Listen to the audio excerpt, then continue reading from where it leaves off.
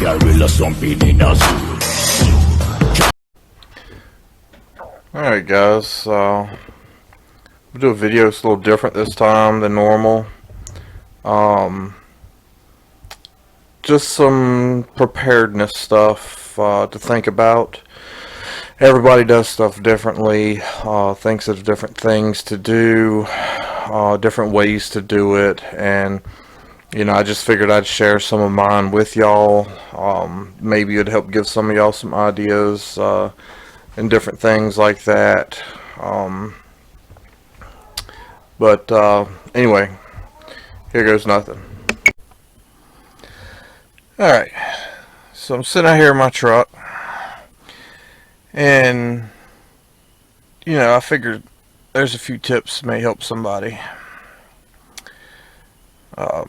I try to always think about safety stuff, what could happen, what might happen, what's happened before, all that stuff. So, me being me, I tend to walk around with a concealed weapon. But I also keep a spare if I'm in my vehicle. Number one, say you're getting robbed and they want your gun, and they take your gun. Then there's also, you know, you've got a spare, which will help you, or a passenger can reach it. Now, where to put it, it just all kind of depends upon you, what you like. They make all kinds of options for different things. You've got pouches in your doors. They make little things that you can mount on your dash down here. That's a magnet, and your gun will stick to it, so it's easily accessible. I also think about wrecking or something like that. I don't want it flying around my vehicle. That magnet's not going to keep it, you know, steady in that kind of circumstance. It's just too many G's. So I tend to flip up my console. There's my extra one. You know, some people put it between the seats. Some people stick it in the doors. You know, I tend to, that's just where I like it. You know, I'm right-handed. It's right there where I can reach it. It can't be seen. I don't have to worry about somebody looking in my window when my vehicle's parked and it being seen and them trying to break my windows and steal it or anything like that.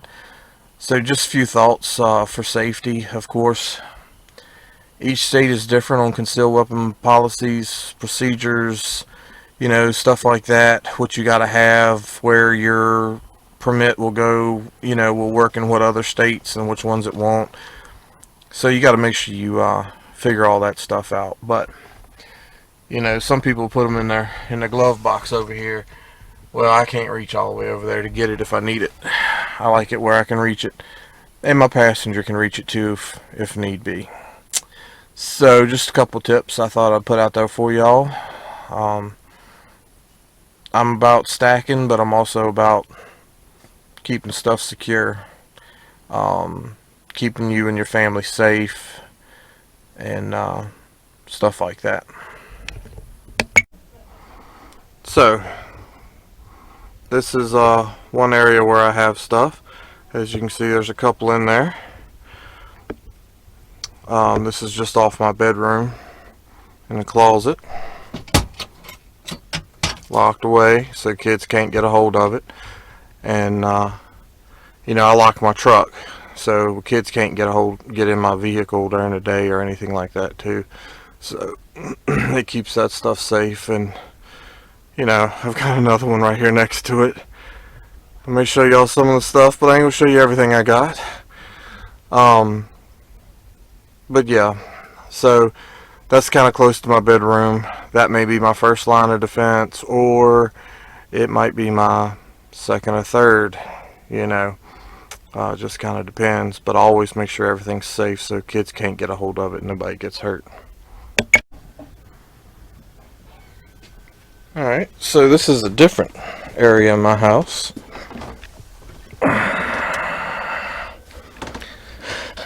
And as you can see, I keep all kinds of goodies and stuff in here. I always try to make sure I've got at least one knife for each person in my house, maybe a second. This did have lanterns in it right here, but I've done away with that. This is a knife, but it's just to look at. It's not for real use or anything like that. You know, a little cash, some silver, fire starter. As you can see, there's a couple guns back there. This is 22s. They're nitrogen sealed, so they'll never go bad. There's a few other pistols back there. Machete, fireworks, and a few guns. My personal opinion, your shotguns are your best, you know, home defense, because you don't have to aim as good. And yeah, I've got a couple shotguns in there. I believe it's 4 shotguns. Got a 30-30 short range, kind of like a brush gun, kind of a mid-range gun. There's a little BB gun back there. That was mine when I was a kid, if y'all can see all the way back there.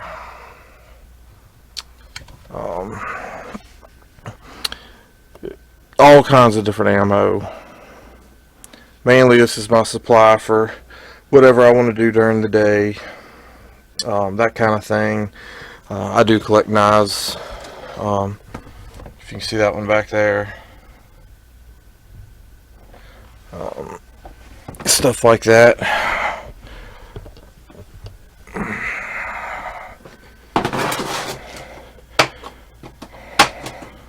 This is the new Ruger that came out.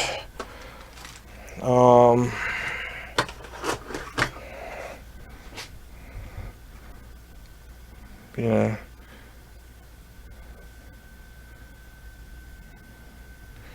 anyway, it's the new Ruger 5.7 that came out. Yeah, it's in its box, but you know, as you can see the plastic piece there, it is definitely safe. I've got one magazine in the box, nothing in the bottom. You know, most of my stuff that's locked up in my big safe, all that stuff stays unloaded. Not that anybody can get in it, but you know, also have the old FN57 Herschel. So this is the second version of the gun that'll shoot that 5.7 round. First one was a Herschel. It was quite expensive. This one's definitely a lot cheaper. But I set up my own lights in here, you know, that kind of thing. Safe is somewhere where can't nobody get to it easily. Stock of food, always keep some food stocked up. Ammo, and I'll show you some tricks on that. Alright, so say ammo disappears, can't find any. I need to ditch ammo, something like that. So they're stored in, you know, ammo crates.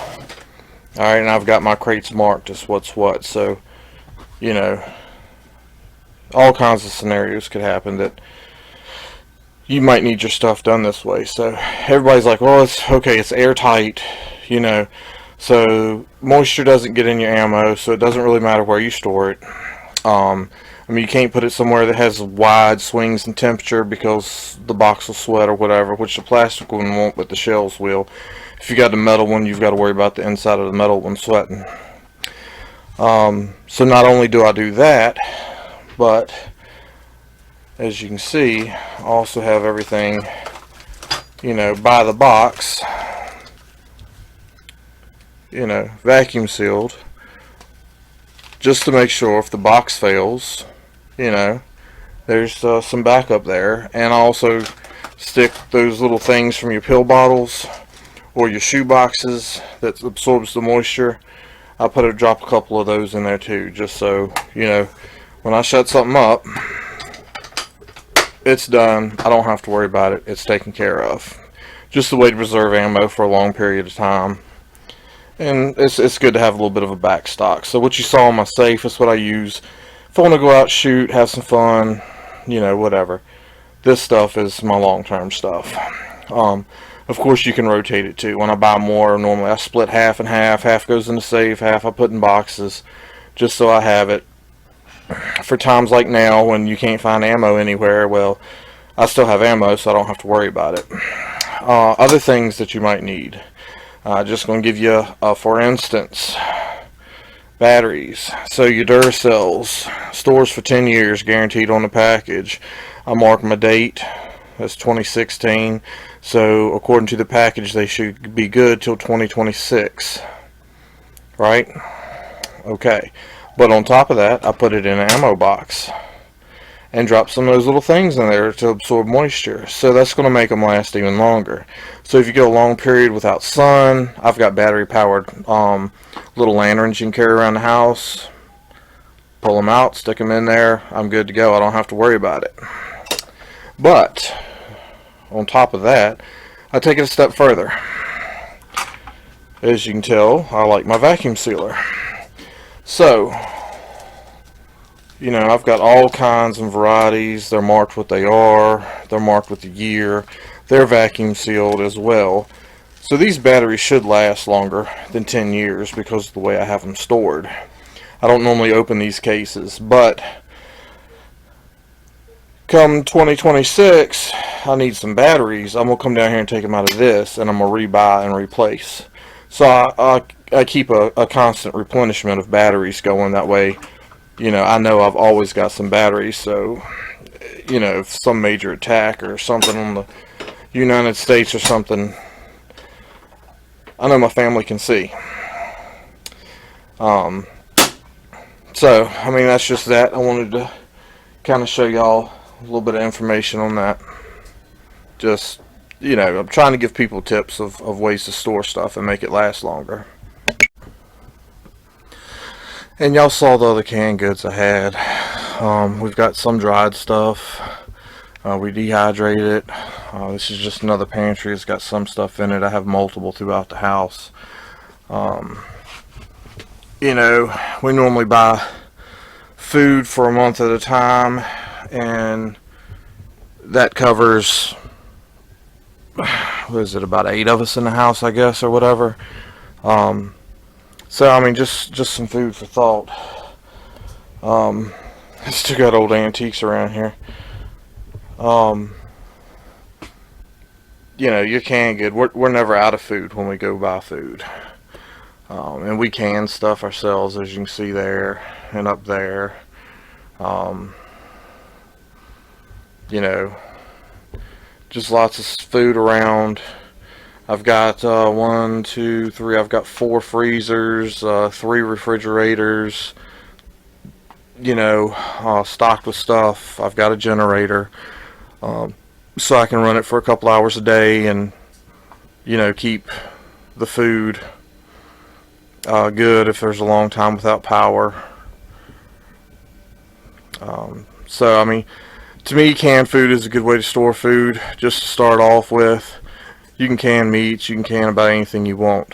So that's kind of how I start. You know, just keeping some food around in case something horrible happens, like ice storm or whatever. Want to make sure I've got enough food for my family. Kids get a little upset when their stomachs are grumbling, you know. So, I mean, guns aren't the only thing I have. As you can see, here's a bow. That plastic bag right there has got 2 oil lamps in it that have never been used. They're covered and stored. I've got 4 or 5 oil lamps upstairs. I've got other bows and stuff over here on the side. Lighting's not too great over there. You know, I keep a lot of different things on hand, because there may be a situation where you're like, hey, you know, I need to shoot this and I don't want everybody to know where I'm at. You know, well, a bow's a good way to do that.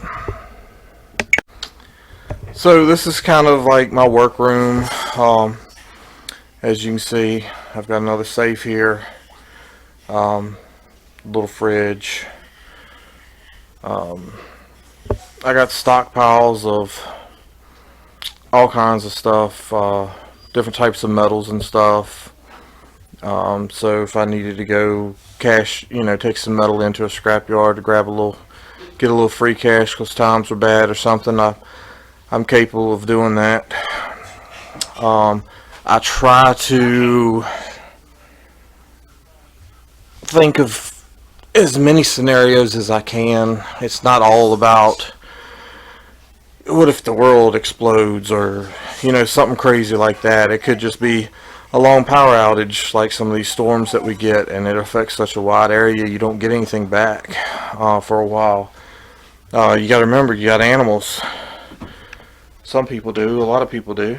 What are you doing, buddy? You've got to keep them fed, and he's in timeout. He got food out the trash can, so he'll get back out in a minute. But I mean, I stash stuff all over the place, do all kinds of different things.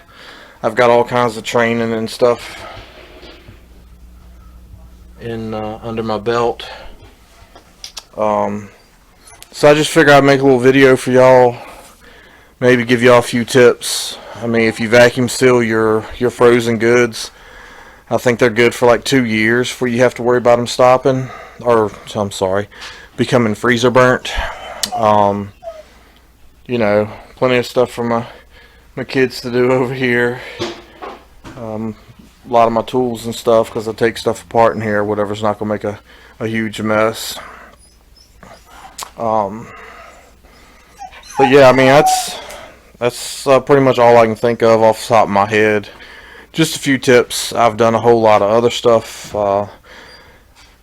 that I probably just won't really share. But if you have any questions about anything, let me know. I'll be glad to put it out there to y'all. I wanted to make sure I did at least put a few tips out there, give y'all a little information to keep you and your family safe.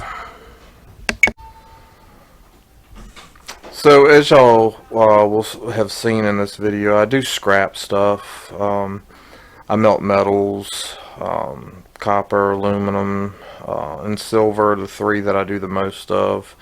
Haven't collected enough brass yet from scrapping to really be able to do that, but it's coming.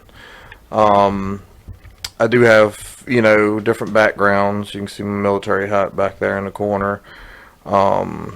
Spent some time in the military. Well, just a little old country boy, so I'm used to running into problems, stuff breaking, stuff like that, and having to figure out how to take care of it or how to make it better next time, and try to prepare for that stuff. So I hope this stuff has helped y'all. If it hadn't, then you're probably more prepared than I am for some weather event or hurricane or whatever may happen.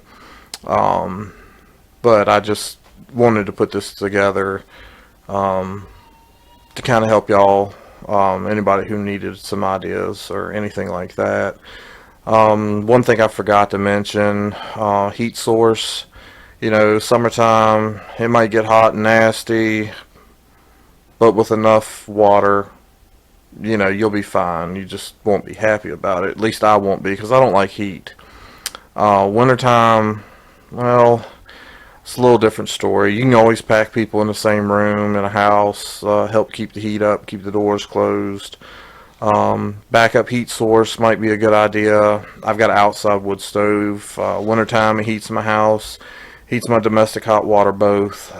Eats a whole lot of wood, though, I will tell you that. But I also have a wood stove in the basement that feeds out through my chimney if I needed to use that. And I also have a kerosene heater and kerosene on hand all the time. And this ice storm that we had this year, I pulled out the kerosene heater. It was just easier than firing the wood stove in the basement, and I used it, about a tank a day worth is about what I used.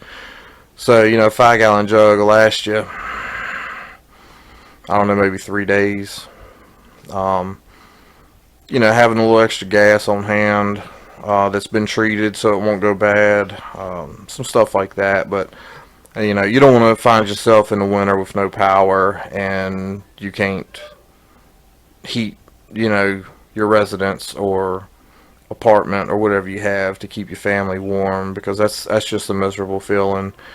Um, so my house runs on heat pumps. They also, I mean, they do heat and air conditioning both, but you know, if the power's down, you know, you got to look at something else. Having a generator's good, but most generators are not going to run your heat pump. It just pulls too hard when it fires up. So, you know, you can get one to run you well, but normally your heat pumps, it's a little tough. You're going to spend some serious money on that. But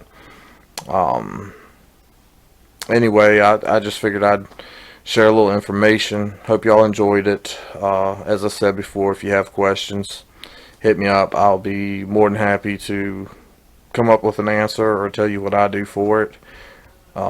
Most important thing is, the more prepared you are to be without power or something like that, the better you'll make it through that event. The less hard that event will be on you, and you know that your family's safe, which is the most important thing. Alright, well, I guess that's about it. Y'all have a good one.